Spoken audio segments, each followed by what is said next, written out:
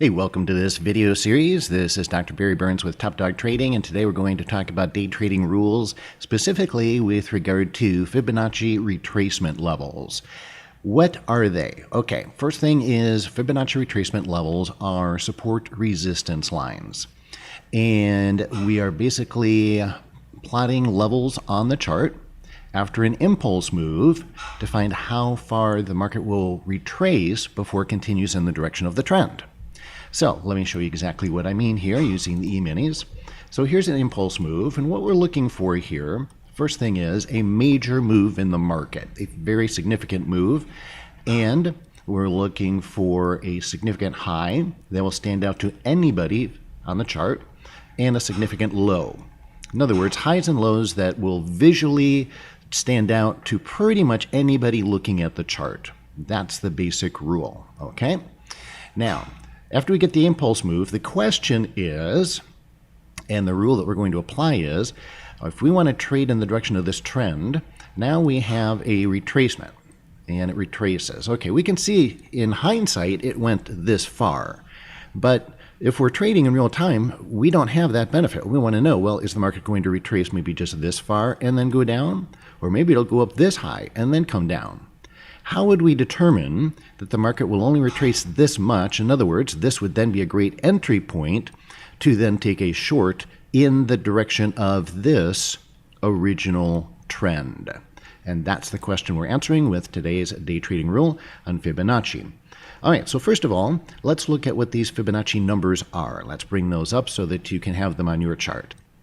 So here are the numbers that I use. And we're going to specifically look at these. Remember, this is a percentage of how much the market retraces back toward the initial impulse move where it started. So we've got 0%, it doesn't retrace at all, 23.6, 38.2, 50, 61.8, 76.4, and 100. So those are the numbers that we're using. You can write those down if you need to. Import them into your own charting platform, and I'll show you what it looks like here in just a moment. So we go up here to our Fibonacci retracement drawing tool. We start here, that's the beginning of our impulse move. We bring it down to the bottom, and now you can see these numbers draw on the chart. So this is where we started from. If the market goes down here and it doesn't retrace at all, how much is it retracing? 0%. If it goes all the way back to where we started, it retraces 100% of the move. So then we have these ones in between, 23.6, 38.2, 50, halfway, 61.8, and 76.4. So as you can see, now we're just going to be using this tool from this point on. Now, here's the tricky part that a lot of people don't talk about with Fibonacci retracements for day trading. And by the way, this works for swing trading, it works for E-minis, stocks, forex, whatever. So we come to our first Fibonacci retracement, and these are support resistance levels is essentially what they are. The reason that I'm doing this video is because I did another video on invisible support resistance levels where I talked about floor trader pivots, and I talked about mid pivots. And one of the people who watched the video put in a comment asking me if those were Fibonacci levels. And I said, no, they're not. Those are different.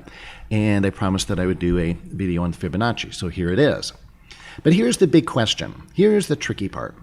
So we have a resistance level right here, the 23.6% retracement of this impulse move, right? How would we determine whether that level is going to hold and the market will continue to go down from there, or if it'll break through? See, in this case, it breaks through. So that resistance level didn't work.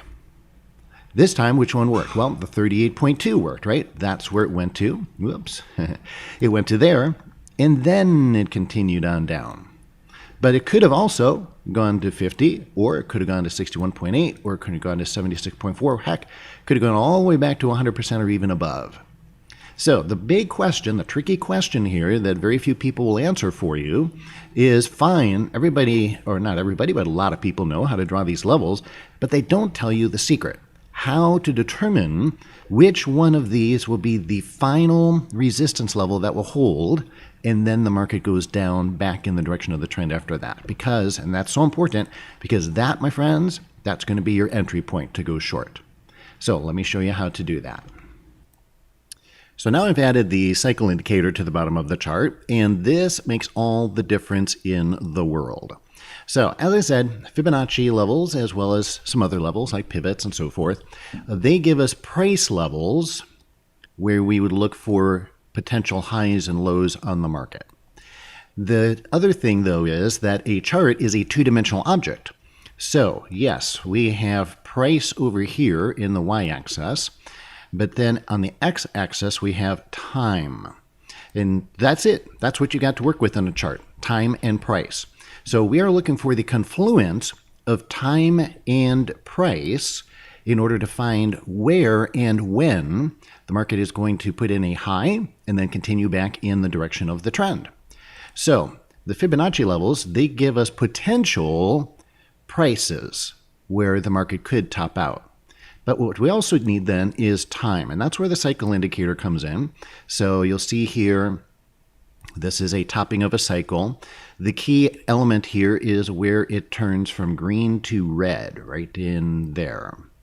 And then we match that with the price level. So again, time and price, and that's what helps us determine that, all right, this is a good place to go ahead and re-enter the market and go short, and that's how we do it. Now, the price is pretty easy. The cycle indicator is a little more tricky.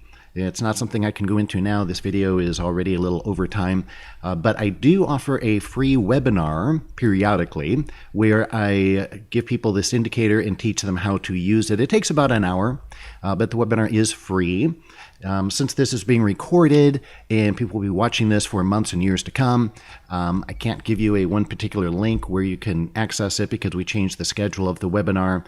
But here's what I'll do. I will give you my email address, and if you want to send me an email and at any time in the future ask me when the next webinar is going to be where I give away the cycle indicator and teach you how to use it, I'll be happy to do that.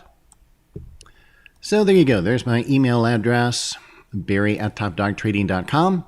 Send me an email if you'd like to attend one of those free webinars about timing your entries, and we'll let you know when the next one will be. Whatever month, year, decade you respond.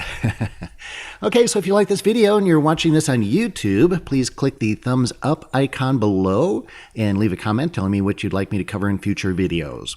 Also, I'm giving away one of my favorite trade strategies. It's called the rubber band trade, and it has an extremely high win-loss ratio. It's a very simple strategy. You can learn it in about 26 short minutes. Get the video explaining that trade strategy absolutely free by clicking on the image in the top left corner, or if you're on a mobile device, please click on the little eye with a circle around it in the top right corner of this video, or also the link is down in the description. And once you do that, I will personally email the video to you.